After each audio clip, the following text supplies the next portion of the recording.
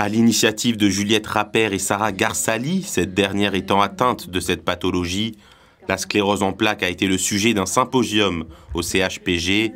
Cette maladie qui touche 130 000 personnes en France et près de 3 millions de personnes dans le monde est trop souvent mal conçue et mal interprétée dans l'imaginaire populaire. On a prévu cette conférence parce qu'on avait envie de mettre en lumière la sclérose en plaques, qui est une maladie dont tout le monde connaît le nom mais ne sait jamais vraiment ce que c'est. Moi, la première, quand j'ai été diagnostiquée.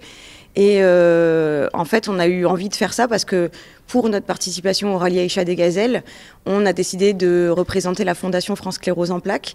Et en parlant avec le personnel du CHPG, on s'est dit pourquoi pas une conférence sur cette maladie. Expliquer aux personnes ce que les malades subissent, c'est tout l'objectif de cette conférence.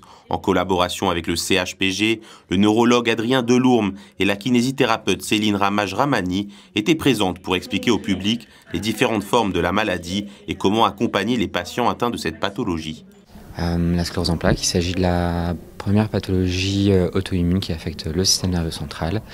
Elle fait partie des premières pathologies qui est source de handicap pour les adultes jeunes. Et c'est une des maladies les plus prévalentes en neurologie en Europe, qui maintenant bénéficie en plus de traitements efficaces. Donc c'est très bien aujourd'hui qu'on puisse communiquer autour et puis ouvrir un petit peu certains sujets sur cette pathologie, surtout sur sa prise en charge. Quel est le plus grand défi justement par rapport à cette maladie selon vous ?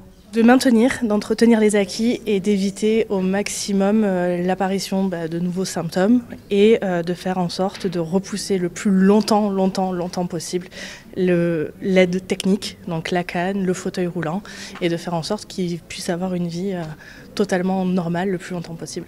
La conférence s'est terminée par une série de questions-réponses et de témoignages touchants de personnes atteintes de cette pathologie qui ont tenu à raconter leur combat du quotidien.